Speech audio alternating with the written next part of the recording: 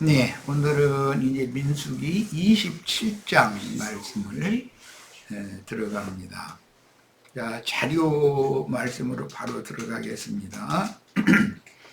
민수기 27장은 두 단락으로 구성되었으며 첫 단락에서는 아들에게 기업을 상속할 수 없는 경우의 기업 상속에 관한 율법이 기록되었는데, 아들이 없던 요셉의 후손, 요셉의 5대손이죠.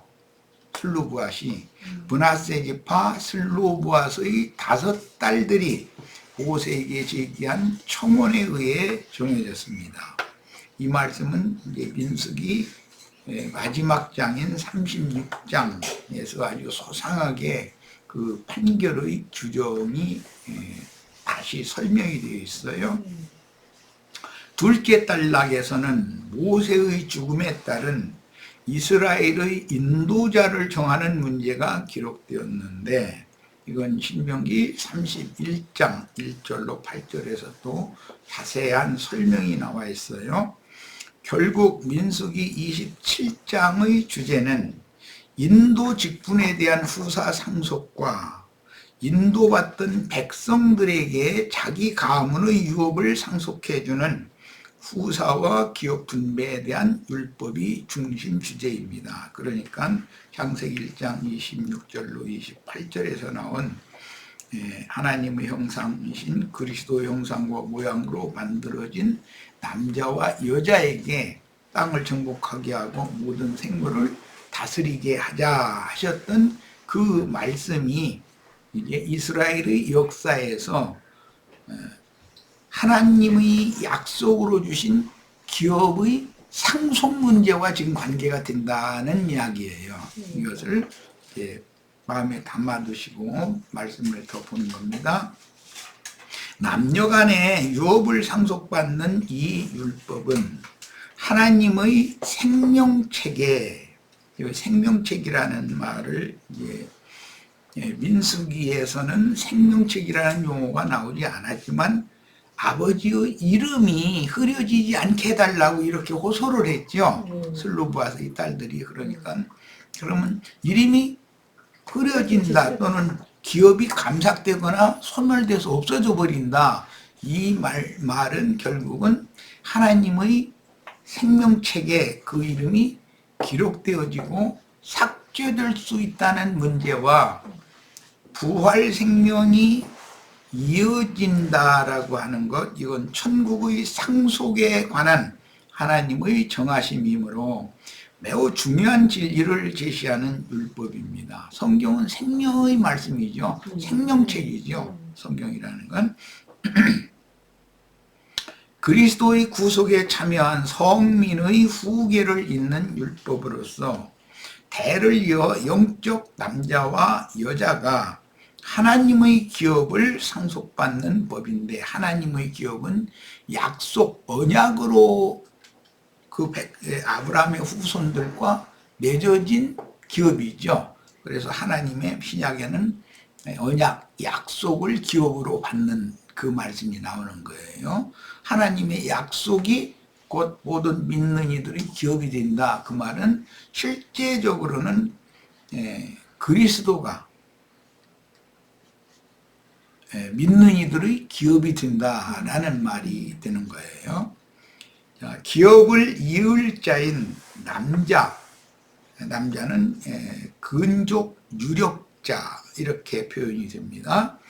남자와 기업을 이룬 자인 여자, 이것은 은혜의 구속이 필요한 모든 죄인들이 그 조상 대대로 이어져 오던 유업을 상속하는 율법이다. 그런데 이제 민수기 오늘 읽은 말씀에는 광야에서 죽는데 죽은 사람들이 두 부류가 나눠지죠.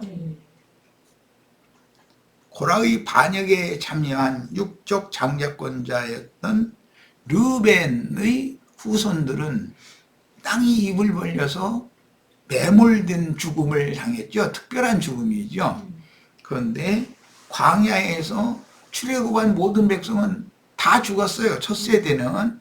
그 첫 세대의 일반적인 죽음과 오늘 슬로브아스의 딸들의 표현대로는 우리 아버지는 자기의 죄로 죽었다. 그러니까 반역으로 죽은 게 아니죠. 고라 자손의 반역에 가담한 일이 없이 자기 죄로 죽었다. 그러니까 죽음이 두 가지가 있다는 거예요.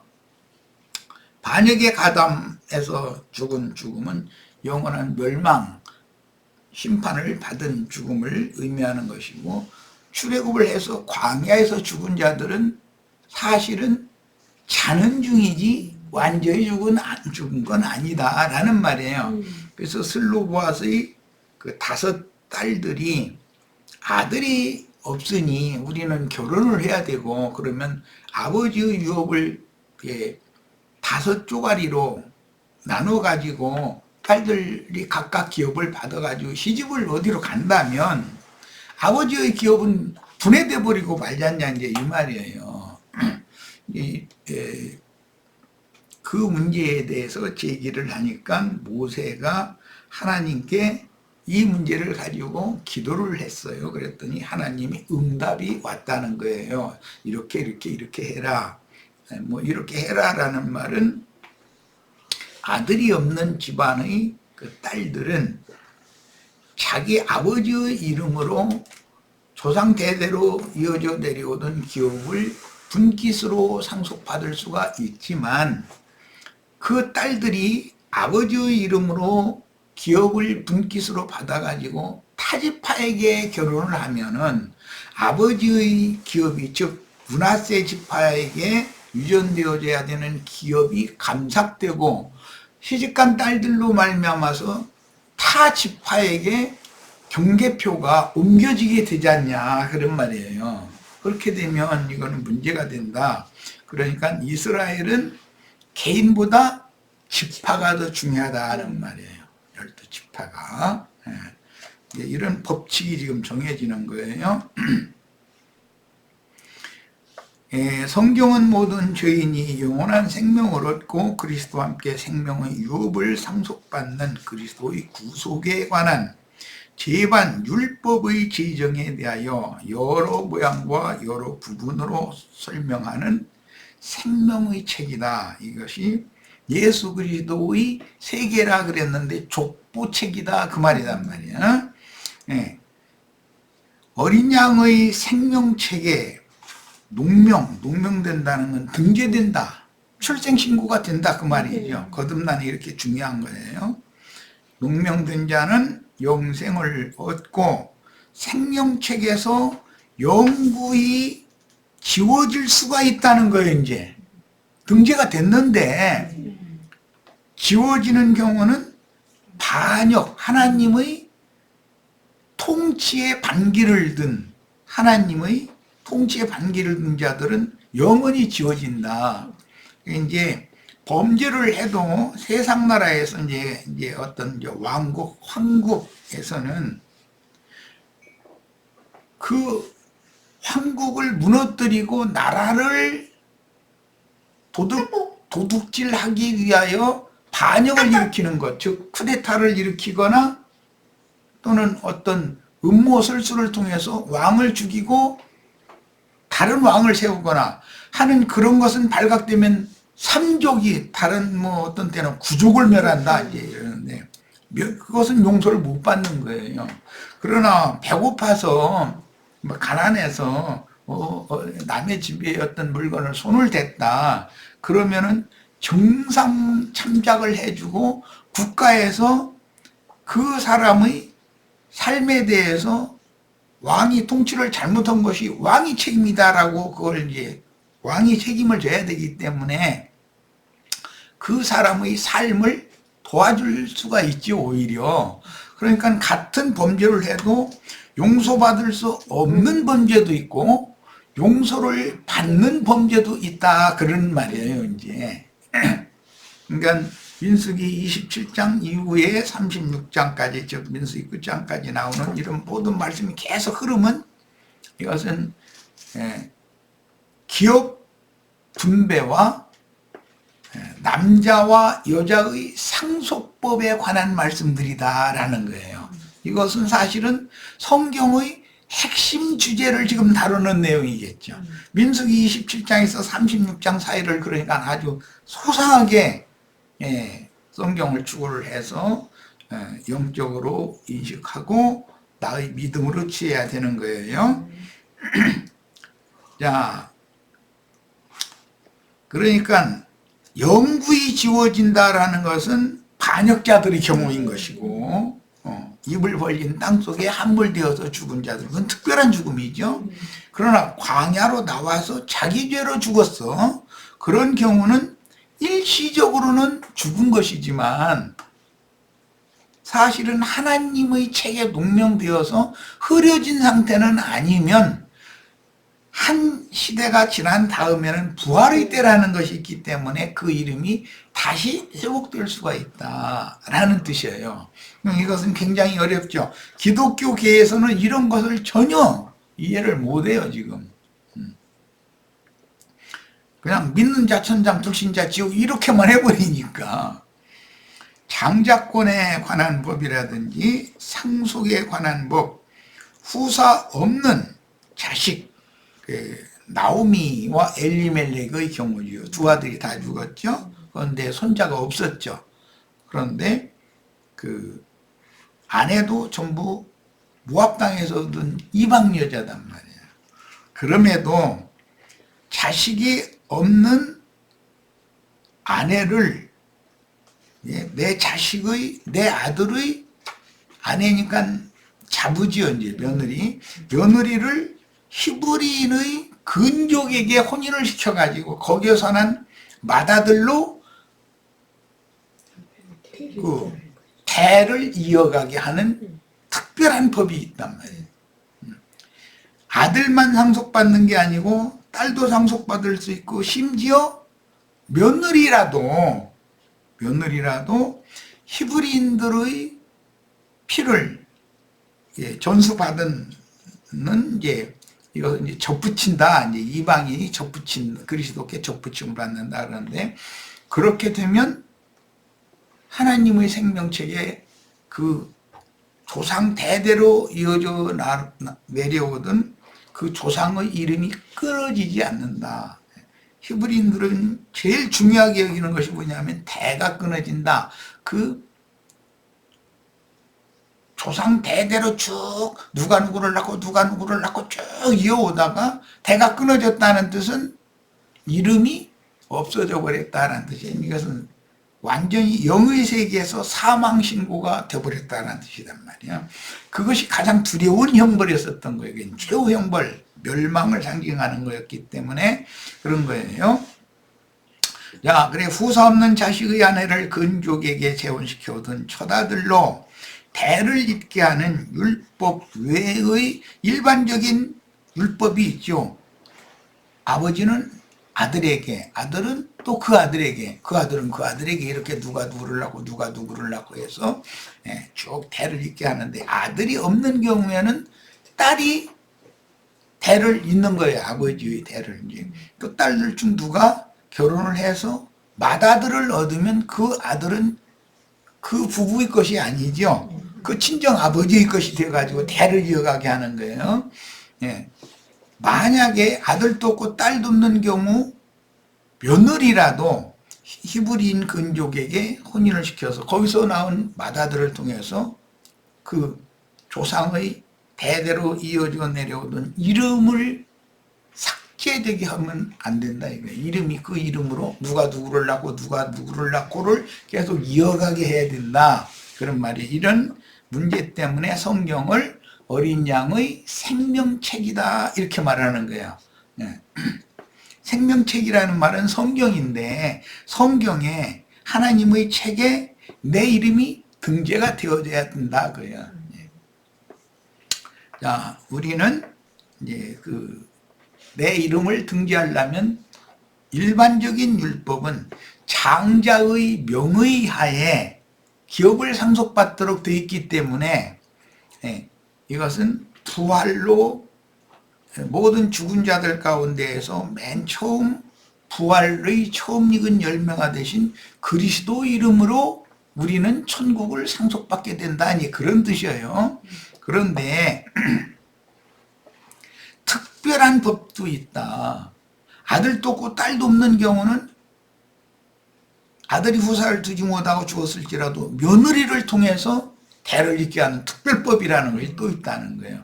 이만큼 히브리인들은 생명의 계보가 끊어지지 않고 이어지는 것을 그렇게 중요하게 본다.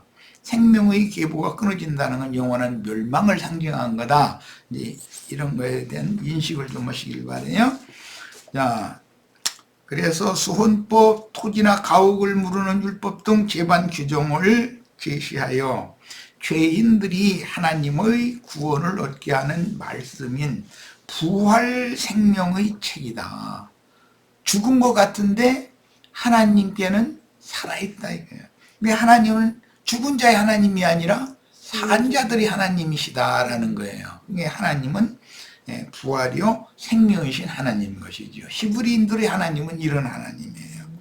자, 먼 후일 사울 왕에게 맡겼던 인도 직분을 다윗에게 주시고, 다윗은 이방인이죠. 가나안 족속 헷사람 우리아의 처였던 밧세바가 난 아들 솔로몬을 후사로 정하여 왕위를 잇게 한 것과 포로되어 간 이스라엘 중에서, 이스라엘은 시리아로, 남유다는 바벨론으로 포로 잡혀갔었죠. 그러나 때가 차면 돌아올 때가 있다. 흩을 때가 있으면 불러 모으는 때가 있게 마련이기 때문에 하나님 때와 기한을 정해두시고 일을 하시기 때문에 본토로 귀환하여 돌아온 자들과 본토에 남아있던 가난하고 빈천한 자들에게, 이것은 신약에서는 심령이 가난한 자는 복이 있나니 천국이 저희 것이며, 이렇게 이것은 영적 가난한 것을 상징한 거였었던 거예요. 구약 성경에 가난하다라는 거는. 자, 빈천한 백성들에게 약속의 땅을 상속해 주어 그 땅의 포도원과 경작지들을 다스리게 되었습니다. 그러니까 약속의 땅의 후사들은 돌아온 자들, 그 땅에 남아있으나 가난하고 빈천한 자들이었었죠. 신약에는 이들이 세리와 장기와 모든 회개한 죄인들이다. 이렇게 성경을 해석했어요. 12지파의 역사상의 기업 분배와 상속에 관한 율법이 성취되어 신약의 교회로 이루어질 것들에 대한 모형과 그림자가 되고, 신약에서 천국의 아들들, 곧 천국의 서기관된 제자들과, 그건 남자들이죠. 아들들이죠. 천국을 상속받을 자들인 회개하고 그 영으로 침례받은 세리와 장교와 모든 죄인들이 그리스도와 함께 천국을 상속함으로 메시아의 왕국을 성취하는 것이 성경 내용의 중심이다라는 거예요. 하나님께서 세우신 선지자 엘리야는 엘리사에게, 이것은 이제 그 아들이 후사 상속을 또 그 아들에게, 또 그 아들에게 누가 누구를 낳고 누가 누구를 낳고 할 때는 기본적으로는 아들의 대를 이어간다는 거예요. 그래서 엘리야는 엘리사에게 그의 영감을 전수했으며, 그러니까 이런 선지자들의 예에서는 혈통적인 어떤 계보가 이어지는 것을 상징으로 삼아서 영적 계보를 잇는 것을 말한 것이다, 그 말이에요.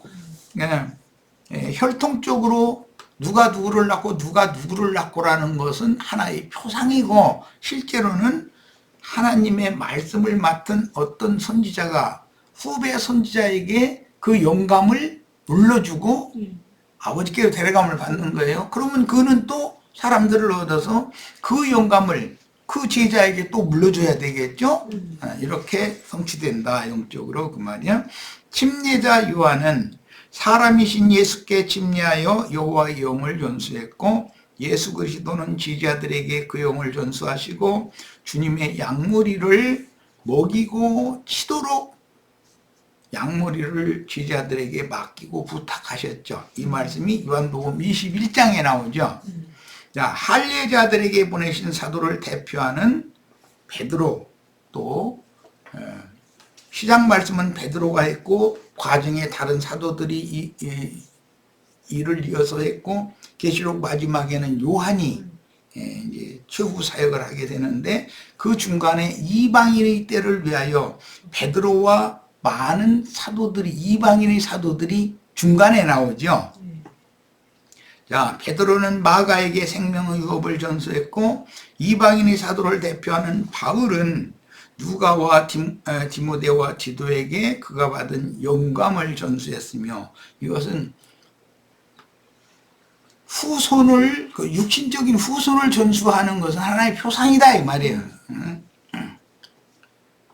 각 성에 세운 이방인들의 교회를 부탁하고 주님의 품에 돌아갔고, 마지막으로 제자 요한은 작은 책의 열린 말씀을 두 증인에게 전수했고, 두 증인은 온 땅의 주 앞에 모셨었다가 보내심을 받은 하나님의 일곱 영, 일곱 눈들에게 그 사역을 전수하였습니다. 그러니까 생명의 계보는 하나님이 정한 때와 기한이 찰 때까지 계속 이어져야 된다는 것이죠. 끊어지면 안 되는 거예요.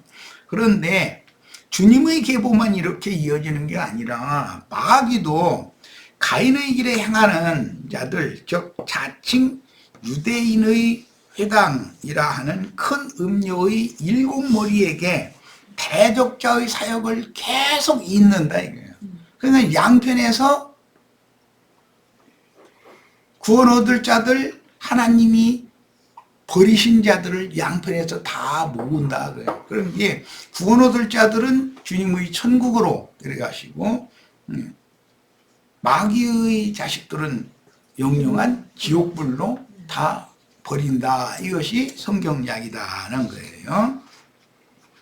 인자 예수께서 초림하셨을 때 유대인들 중의 왕과 제사장 직분, 그리고 유대인들이 받았던 영적인 유업인 하나님의 약속들과 하나님의 모든 풍성한 것들을 사도들과 그들이 전파한 복음을 듣고 회개한 이방의 모든 죄인이 상속받는 경륜적인 전환이 있었습니다. 그래서 율법과 선지자의 때가 끝나고 일시적으로 예루살렘 교회로 시작했지만, 예루살렘 교회는 AD 70년 이후에는 없어지게 마련이죠.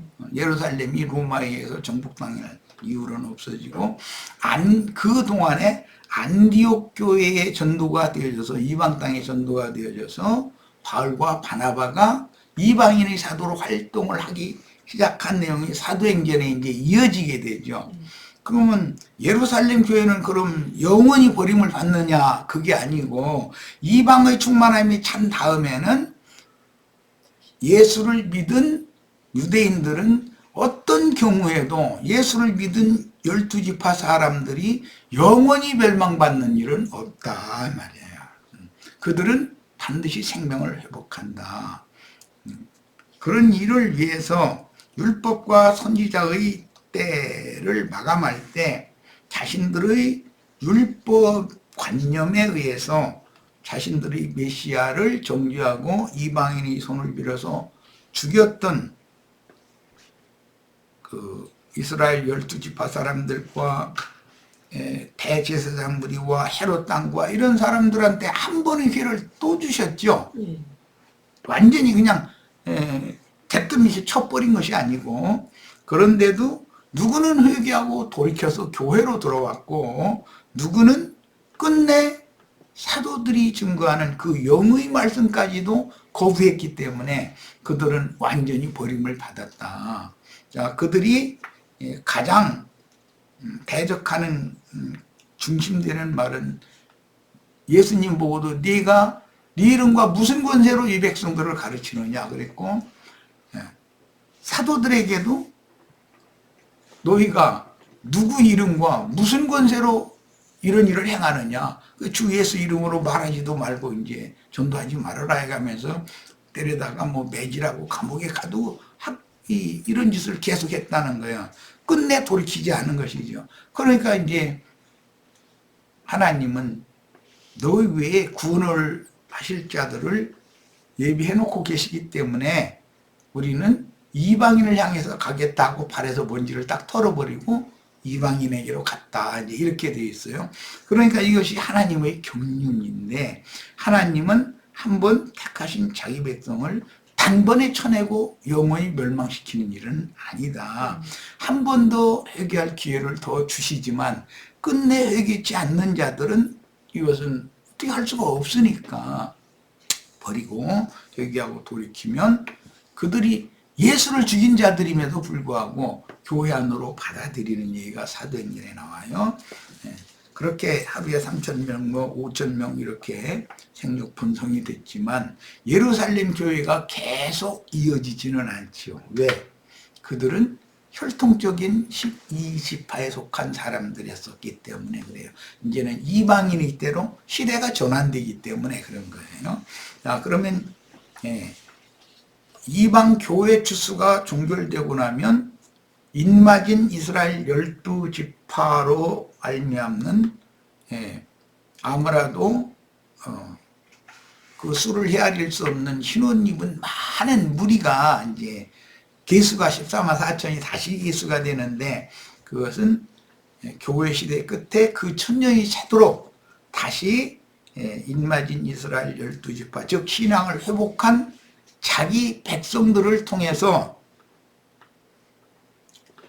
마곡 백성들에게 전도를 해서 그 천년 동안 충만의 수를 다시 채우는 하나님이 경륜하신다는 거예요. 경륜이 있다는 거예요. 이게 하나님의 행정이에요. 그런데 우리는 오는 새 시대에 모두 생명의 부활로, 첫째 부활로 일어나서 영의 세계를 그 천년 동안 미리 상속받고 생명 안에서 왕노릇 하는 자가 되고, 그 다음에 그 천년이 단 다음에도 세세토록 왕노릇 하는 그런 것을, 그런 기업을 우리가 추구하는 신앙생활을 하는 거예요.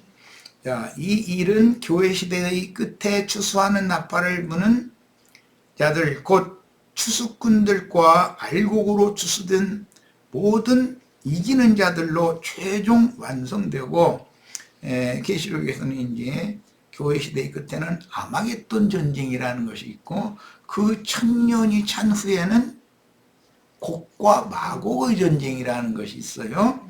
자, 이것은 전쟁이라고 하는 것을 통해서, 즉 불로 심판한다라는 말이에요. 전쟁이라는 것은 하늘이 내리는 유황불이 온 땅을 달린다 이렇게 표현하는데, 세계 대전이라는 것은 하나님이 불심판을 세상에 내리는 것을 상징하는 거란 말이죠. 그래서 아마겟돈 전쟁으로 현세의 교계와 세상 나라를 심판한 후에 그 천년의 신세계에 그루터기로 남을 인마전 12지파와 열국의 양무리로, 즉 흰물이죠. 계시록 7장에 그 천년이 차이까지 역사상에 성취되고, 그 천년이 찬 후에는 심판의 부활 때가 또 있어서, 그 심판의 부활 때 그동안에 이름이 흐려졌던 이방인 시대에 믿는 성도들 양물이지만 생명이 너무 온전케 되지 못한 그런 그리스도 심판 때에서 상을 받을 무리로 분별되지 못한 자들이 이름이 회복되는 이야기가 나와요. 생명책에 다시 회복이 된다는 거예요. 그러면 그들은 왕이나 제사장이 되는 것이 아니라 영세의 백성이 된다는 이야기예요. 자, 좀 복잡하죠? 그래도 이런 것을 잘 정리하고 계셔야 됩니다. 그 영이 되신 주님의 경륜적인 재림은 그분의 품에서 찾은 성도를 깨워 온전케 된 의인의 영들인 치전사들, 곧 구름과 같은 증인들과 함께 그룹 천사들의 수종을 받으며 오는 새 세상에 오셔서 예언들을 성취하는 역사의 주인으로 나타내실 때 역사상으로 불로 심판하신다고 했으면 역사상의 일이 이루어진다는 거예요. 이제 그걸 이제 현 이방인의 때를 종결하기 위해서는 아마겟돈 전쟁이라는 것이 있다는 거예요. 그리고 그 1000년이 찬 후에는 이제는 세상 나라가 이제 바다같이 있지 않다는 게 이 세상이라고 하는 것이 더 이상 존재할 필요가 없기 때문에 그때는 곡과 마곡이라고 하는 최후 전쟁이 또 있는 것이에요. 자, 그래서 한 시대를 마감할 때는 반드시 전쟁이 있다. 율법과 선지자의 때를 마감하기 위해서는 로마와 이스라엘 12지파의 전쟁했었죠. 예루살렘과 이스라엘 나라의 멸망했었어요.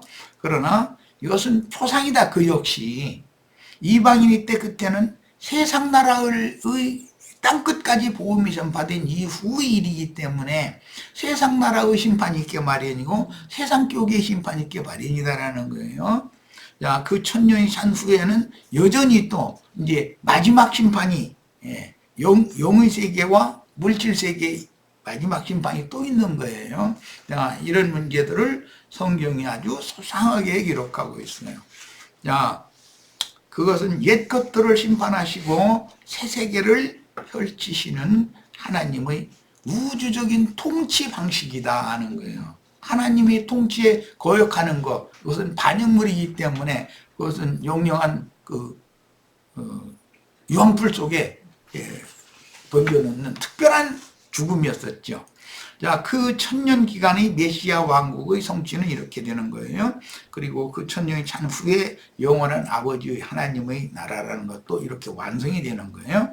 하나님의 말씀과 예수의 증거로 인하여 목배임을 받은 자들 곧 대언의 영들과 그들이 나팔 소리를 듣고 바벨론에서 나와 주께서 예비하신 광야의 자기 곳에서 정한 기간, 정한 기간이라는 건 마지막 한일회가 정해져 있고 한일회의 전반부는 두 증인의 때가 있고 후반부는 짐승의 때로 이제 이게 이어지죠. 여자의 남은 자손들의 기간과 짐승의 때는 이제 같은 기간이에요. 그 기간에 정한 기간에 양육을 받아 하늘의 도성 시온산 위에 세워진 거룩한 성 새 예루살렘으로 추수된 자들은 주와 함께 새 세계로 오시는 역사적인 재림에 동참하게 될 것입니다. 모든 이기는 자들과 온전케 된 의의 영들은 세상에 남은 가라지 무리와 이방의 모든 악인을 심판함으로 그 영이 되신 주님과 함께 강림하여 가라지 무리들과 이건 이제 민수기에서는 섞인 무리다 이렇게 표현이 되어 있죠. 염소 무리들을 최종 판단하고 인맞은 12지파와 마곡 백성 중에서 이것은 오는 새 시대에는 마곡 백성이라고 그래요. 전도받은 흰무리가 오는 시대에 세상에 속한 왕국을 상속받아 주와 그 그리스도 왕국을 이루어 그 1000년이 차도록 새하늘과 새 땅의 만국을 실현하게 됩니다. 첫 시간은 여기까지 해서 일단 마치고 잠시 쉬었다 두 번째 시간에 가겠습니다.